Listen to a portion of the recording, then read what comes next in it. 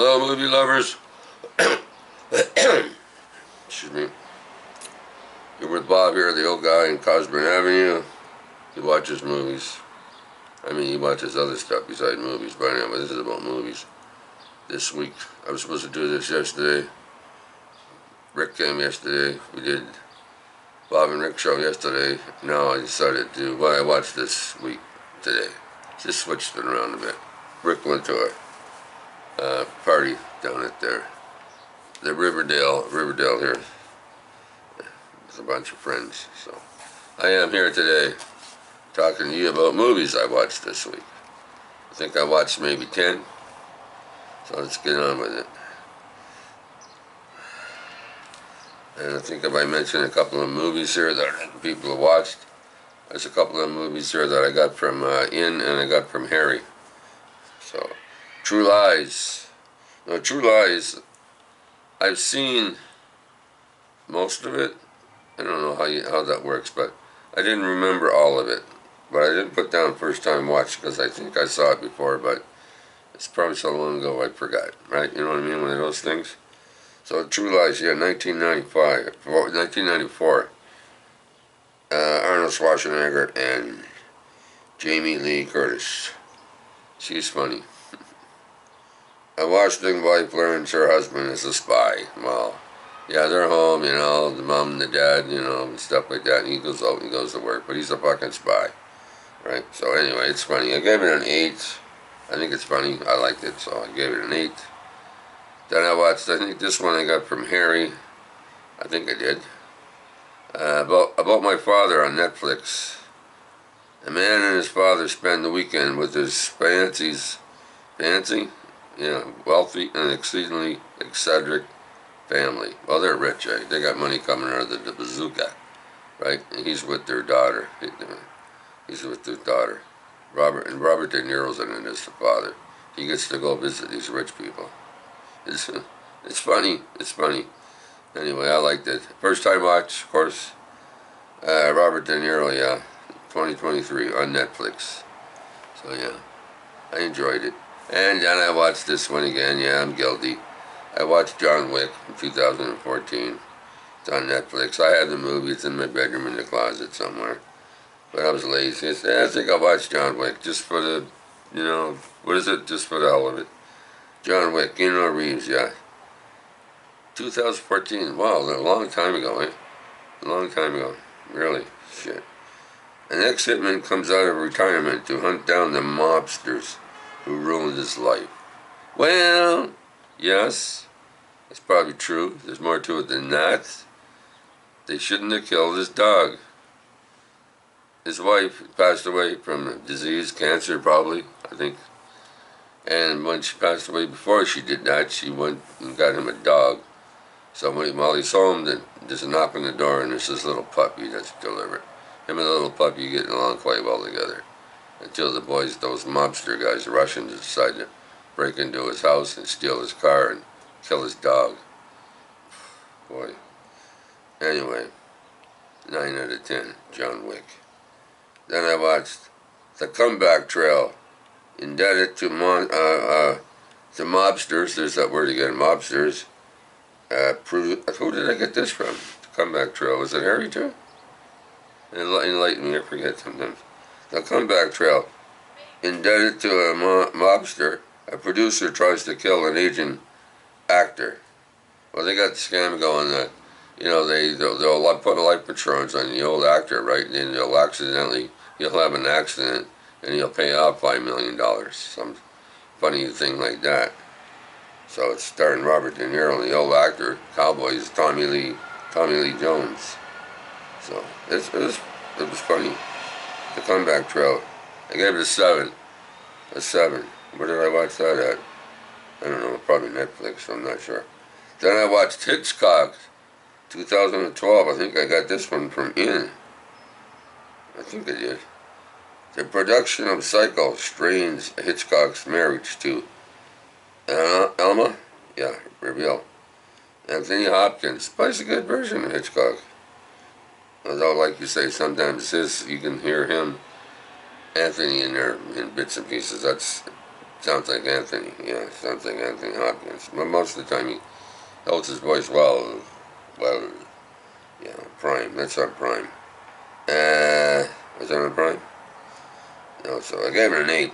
First time watch. I never saw it before. Another movie that I saw a bit here, or I saw a bit there, I know of it, or whatever. So I finally got around to watch it. There's a lot of movies I've not seen, like everybody else. You can't see everything. Try your best, but you can't do it. So every once in a while, yeah, I still watch a movie from a long time ago. This is from 2012. At the time just goes by so fucking fast. Oh, well, hold on there, Brian. Well, I got time.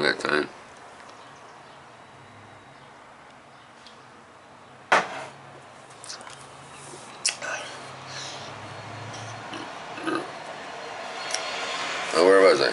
Oh, and then I watched Working Man. Former Black Ops soldier Levon Kate must save his boss's daughter from human traffickers. That's about it. She was at a rave or a dance in a bar drinking shots and dancing with the girls, and just a regular girl night out.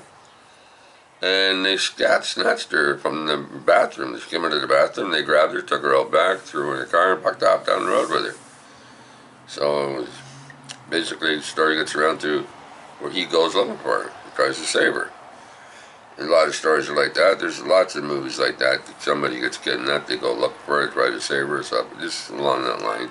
But it's fun, it's good. Hey, Jason Statham is in it. Right? He's the best action hero in the last few years. I gotta admit that.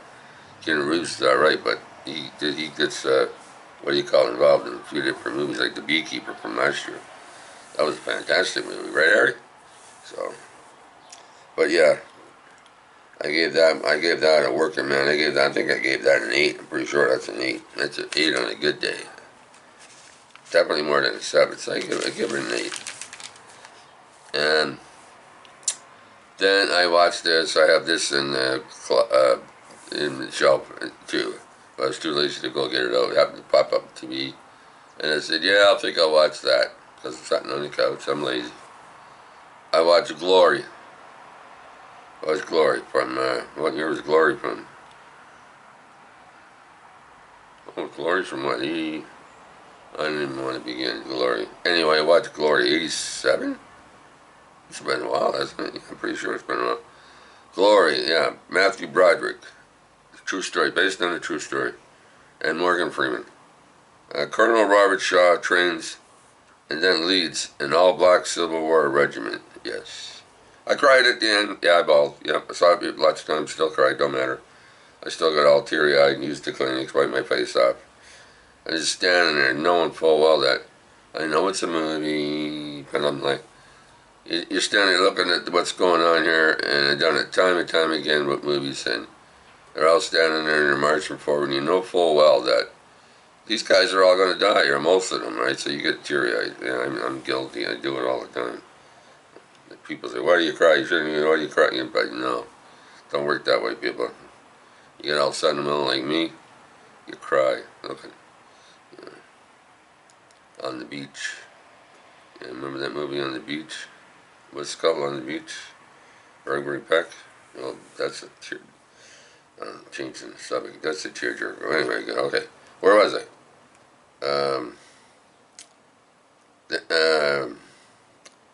Yeah, I gave Glory an 8, or did I say that already? Anyway, I watched the Narrow Margin, 1952.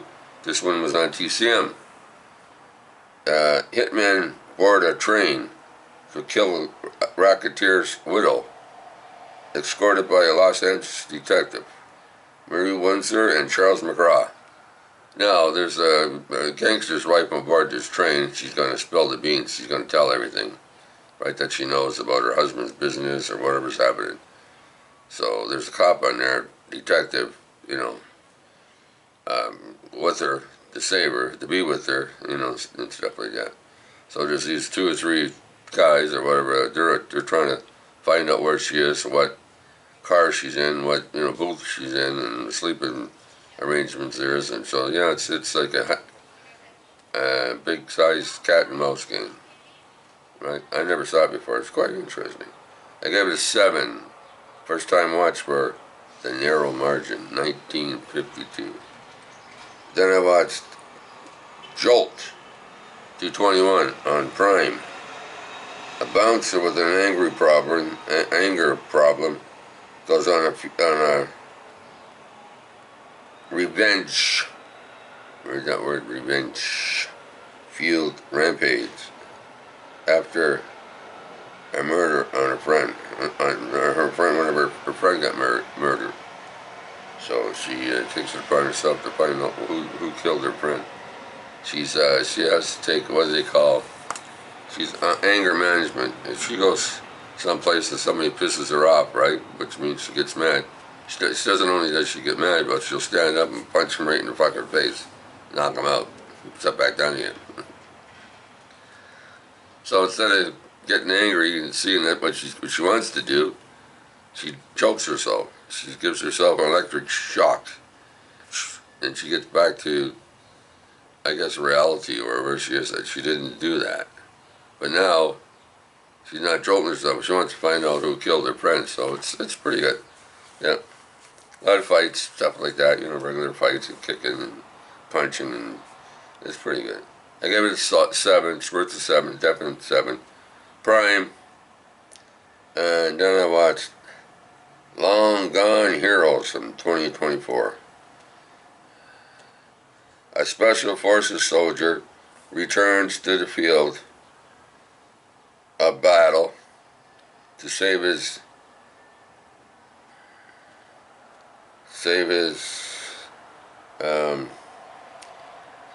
girl. Save his niece, yeah, that's what I wrote down, niece, can't read my own writing. To save his niece in South America. Okay. She was over there working as a newspaper person and, talking about things, and somebody over there kidnapped her, took her, right, and they weren't going to give her back, they wanted money and all that regular shit. So he goes up, I think it's his sister or somebody, wants him to go get her.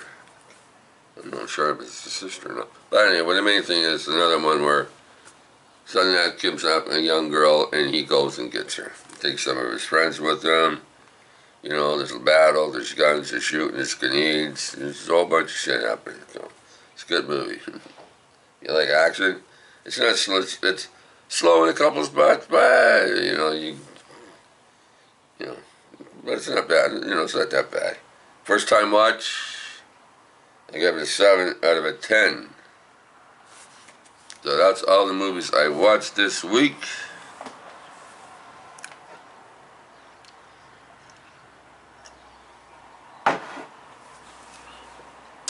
Julie, if you're watching, I sent you a friend request. So I don't know if you got it or what happened, and I also left a message on your page on one of your videos about me and you and stuff like that. So I sent a request, so that's all I can do. So if you don't get it or something happens, I have no idea what's wrong with your computer or what's on at your end. I don't really know. So anyway, get over that.